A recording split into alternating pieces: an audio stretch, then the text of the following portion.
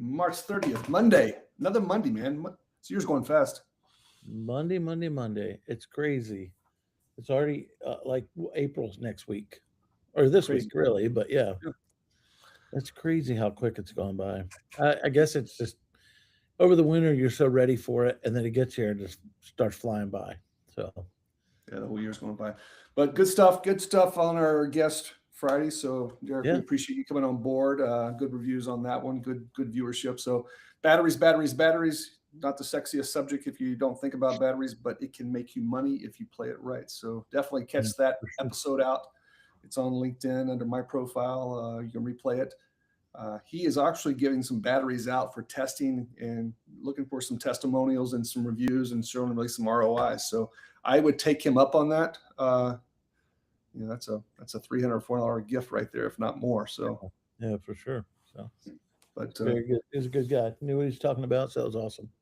so what's on your mind today? I guess what's top of mind for you? I got one thing, but we can go into yours first. Well, right now, I think it's just like we talked a little bit about just training. Companies making sure they have training systems in place, from kind of from in the front door with an employee all the way through to multi-year employees, and how are we training, setting them up for success, and then retraining, throughout the year. Are we moving people forward in their abilities to grow with a company, and learning, all kinds of elements of the company. But the biggest thing, right? I'm just got a lot going on with helping some companies with getting their training processes in place. And then what does that look like? And even putting together just right now, I've been putting together a lot of training um, workshops for people just to go out and do training for their business and their teams, and then packaging those up for them as well to be able to use repeatedly. Um, No, I, I've found this is how I got into this so much, Jack. With people, several companies have said, "Yeah, we have a training program." Well, what is it? Well, I get up and I tell them about the company culture. I tell them about company rules. I tell them we teach them how to clean, kind of point A to point B.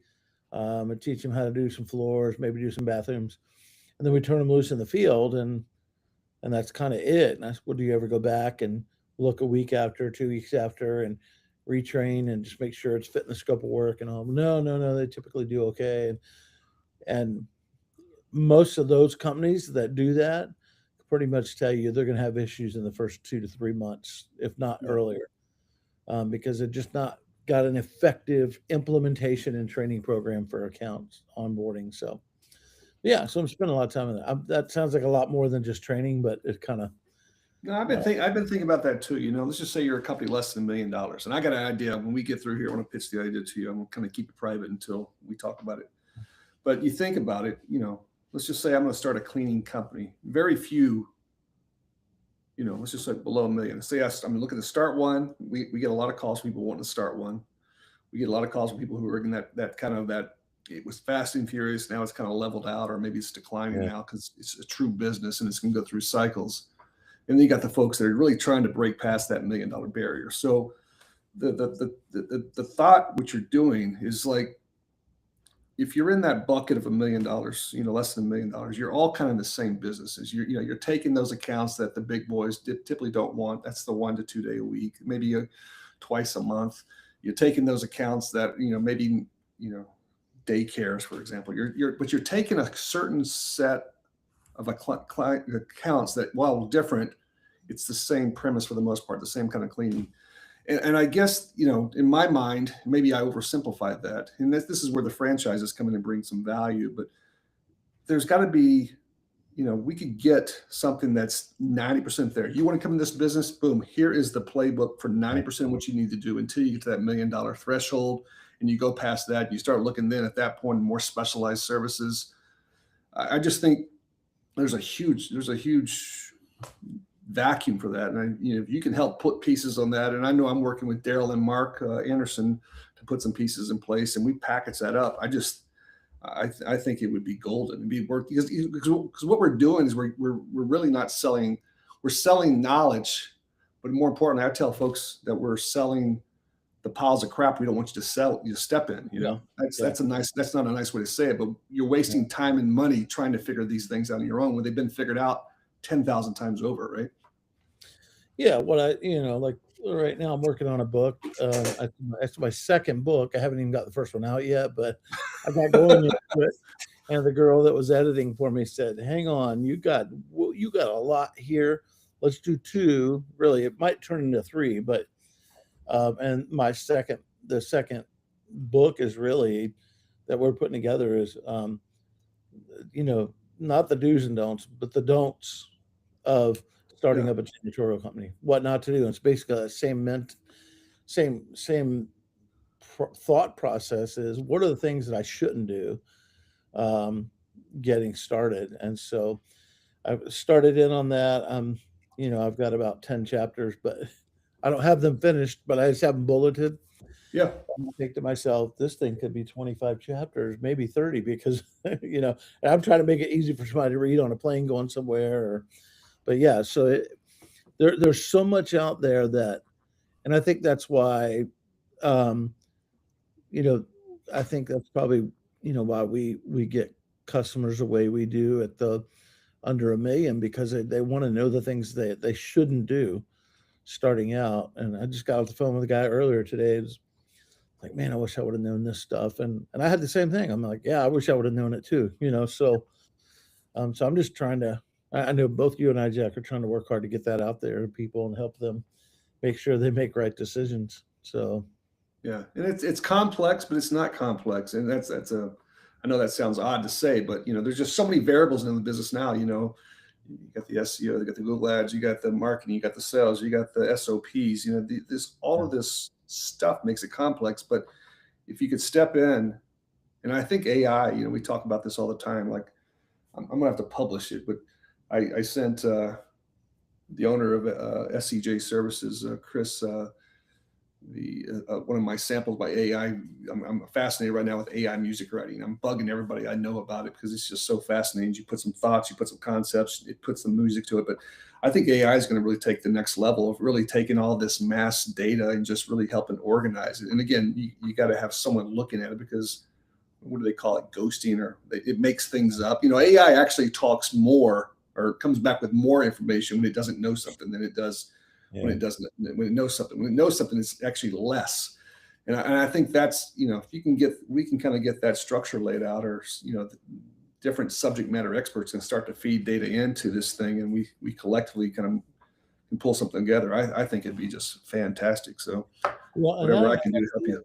yeah, I don't know about you, but I don't want to shift the call today, but I think there are more young people getting in this industry than what most people think. I know for me, right now, just in our area, I can list 6 companies right off the top of my head, owners under 30 that are just starting out. Sure. They're asking, they don't have a ton of money, but some of them do. I have one that she saved up her capital, working in the medical profession, and wants to do something on her own, run her own deal. So she's purchased a company, and she's just drinking it up, right? Yeah. And I think we don't we've got to catch up to AI, and we got to catch up to the cool things it's doing. But because there's so many young people getting in the industry, we've got to use those tools to be effective, because that there's probably one of three things: either you're a capital investor doing venture work, or you're taking over a family business, or you're in your 20s and you're like, I got to do something, because I want to be my own boss. And so there's not a whole lot of in between. And so I think it's fascinating how AI can help you. I just did a document this morning, and I'm not ashamed to tell people I use it, but it's my thoughts. I'm putting my thoughts, and they're just bullet points. Can you organize this into a 10-minute encouraging speech for my team today, and things that I wanted to highlight. And it just gave me a quick 10-minute, and I'm like, okay, but those were my thoughts that I put Yeah. on paper.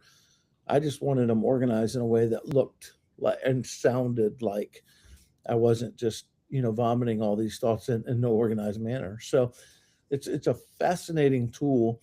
And even the training side, getting back to what we were talking about, there's a lot of wiggle room there to use that for training. I mean, Jack, you're stellar. Like we take a outline, we put it together, and you get it in the PowerPoint just like that, and then we can move it into a video training pretty easily as well. So Yeah, and there's just tech. I think that's not. It's not just AI. It's the technology overall. I yeah, think. yeah. What's George? Your friend George. What's his name from Canada? What's his name? Oh man, is that George embarrassing? B. Starts with the B. Bastilio. Yes, whatever it is. George. That George. Oh, But he had an interesting LinkedIn post not too long ago that if he was starting out yeah, again, all he needs. George Boutsilis, I think is how you Yeah. pronounce it. Yeah, He's got some good, interesting thoughts. I like his thoughts a lot, but he said it best. He said it very simply. If you had a CRM, you have a little bit of communication skills and a little bit of sales ability. You can run with any size contractor today. Again, you got to have the people and all that stuff and the processes, but for the most part, technology is just it's the great equalizer. I would dare say, from the big companies to the small. I have no doubt. Again, you're not going to see a company less than $1 million, taking on some of the business that ABM takes on. But yeah, in theory, they could get to that point of winning that business with the resources and maybe a little bit of the processes or some things that would need to tighten up. And that probably anybody listening from ABM is going to kind of challenge that. But I think from a sales perspective, from a technology perspective, even the small guys can get up very quickly with that. So, whatever I can do to help on that one. And that kind of ties to something too, is I think what I see, we see within those companies that are less than $1 million, even the companies less than 2 or 3 is, things under pressure get better. I see personally, I see a lot of people who get under pressure and they start to crack and they pivot their business and they pivot their business again. And they're just always pivoting their businesses. And I think you have to look at this thing and go, listen, it's going to get tough. It's going to get hard. It's going to get, difficult some days. But sure. if you think you've got the right business model, you think you've got the right direction, just because things aren't panning out in the first 60 days, 90 days, you can't just be constantly. You should evolve and shift your business, but going from this direction to this direction every 90 days is not a good move, because the next thing you'll be doing is you're going to be going around in circles. And Yeah. I read an interesting article that I'm going to do something on the community about that kind of talked about that. Is when you get to that 90-day mark and you think you need to pivot, give it another 90 days, see what happens, and really focus in on it's not the whole process not working, it's pieces of the process not working. So rather than a pivot, what adjustments do we need to make versus just a full out pivot? And again, I'm drafting that article as we speak, but I do see a lot of people just, damn, this is hard. Damn, this is hard. Let's back out. Let's get out of this piece, our Right. space. Well, and I think part of the thing we're seeing too, Jack, or have seen in our experiences, people bail out because they didn't start good. They didn't Yeah. start with a strong foundation. And we talk about it all the time when you go in the janitorial market, you got to decide who are you going to service. And those ICPs, we call them ICPs, ideal customer profiles, the people that we want to do business with, or we want to service because we know we can handle it. It's like for some car dealerships, some companies, they don't want to do car dealerships, but they'll take one and they don't realize you can't clean till 9 o'clock at night and you have to clean 7 days a week. And it's hard to find employees to work from 9 to 1 a.m. Right. And so every now and then you'll pick up a full-time person that can come in at 5 and work till, midnight, 1 a.m. to cover that for you. But that's just one person. And so if your company is not structured or built for that, then don't pick it up. It's hard. It is very hard. I can remember we took some stuff early on that I thought, man, this is amazing. And then 3 months into it, I'm like, why did I take this? And my joke all the time, I say it to you all the time is, Sunday afternoon at 2 o'clock for one time a month, right? That's not something that's a good fit for your business. So you have to learn to say no to things that don't fit in the structure of how you. And what I mean by structure is, do you have management or supervision to cover it during the hours that you are going to be operating to clean. So many people will say, well, I took this on, and then they're the boss, right? And they're the supervisor, and they're the floor tech, and they're the supply runner. And so, they're working 10, 12, 16 hours a day, but they'll take a 9 o'clock starting gig. That's not a good fit for your structure. Now, if you decide, okay, this contract, I'm landing it, and it starts at 9. Now, with this contract, now's the time I'm going to hire a supervisor that can watch that and others, then that's a different thing. But so many people get outside their structure, and they think growing their company is taking whatever comes their way. Does it take longer to do it the way I'm saying? Yes, but you're a much healthier, you're a much stronger company. You're not going to waver. This industry doesn't fluctuate too much anyway. But there's a lot of people who've tried it and failed in the first 2 years because they want to be all things to all people, and they can't. There's just Yep. too many segments inside the janitorial world. So you've got to decide who you're going to service. I mean, even to this day, I still know right off the top of my head, my company, we did medical office space, daycares, private schools, churches, and class AB office space. Those are the 5 things. Just like that, right? And then all the extra services that we could offer them, we made that happen as well. We became the sticky client customer relationship to where, if they needed a refrigerator for the office, we'd make sure they get it, but because we didn't want anybody else creeping in on our business. So Yeah. And I think to that end too, you ever heard of the old can't do, can do response? yeah, we've talked about it a little bit before. Yeah, we can. Yeah, so you're basically telling your customer no, but you're also giving them an option. So you're showing subtle negotiations. So it's a negotiation tactic. So if you came to me and said, "Hey, Jack, we can't start cleaning that until 9 o'clock at night," I said, "Well, I can't do that." So you said no to that, but I can start at 6. Is that doable? And you may find just because a customer is so entrenched on how they've always done something. Now restaurants change, dealerships may change, but we might come back and say, you know what, we're closed on Monday, Tuesday, and Wednesday at 6 o'clock. So yeah, you can come in on those days. So now it's not always 9 o'clock starting. Maybe it's 3 days, 6 to 9. 3 other days it's 9 to 12. So the can't do, can do is a great response just to test the waters versus just a hard no. And just asking, ask, never hurts to ask, that's for sure. So, I noticed like your customer service it's got to be crazy. I mean, I saw an ad today, Chick-fil-A, and I love to talk about Chick-fil-A. I don't know, but they have an ad out today. If you come inside the restaurant and sit down and eat, and everybody puts their phones away and just hangs out as a family, they're going to bring ice cream cones to everybody at the table. And it's creating family communication is what they're helping. They're part of limiting screen time for families. And you think, well, what is that all about? You realize they're just making families stronger. That's all. That's part of their role, right? Make a family stronger by having to conversate and communicate without a phone in front of you. So I don't know about you. Every time I pick my phone up and it gives me that weekly report, you averaged 8 hours a day on your phone. I'm like, no, what in the world? Of course, we pretty much run our lives from this phone anyway now. But well, the reality is the cones are nice, the family time is nice, but all that sugar in the cones and in the ice cream, as soon as the parents leave, an hour later, they're ready to strangle those same kids. So just keep that in mind. This is a ploy by Chick-fil-A. You're no fun, man. Nothing wrong with a good ice cream cone. You're too far removed from those kids getting those sugar highs and going a little bit berserk. So that's true. Trust me, I've got a 12-year-old, so he's drawing the Mountain Dew highs every once in a while with me. I got a grandbaby now, but ain't nothing wrong with little ice cream. Yeah. So, no, good stuff. I think something to think about. Other than that, it's again almost April, and I think we are taking clients on. Is anybody interested in kind of a discovery call? Feel free to reach out to us, subscribe us, reach out for a one-on-one. We typically do about a 15 to 20 minute kind of one-on-one understanding. If we can help you, we'll be the first ones to say that we can't help you.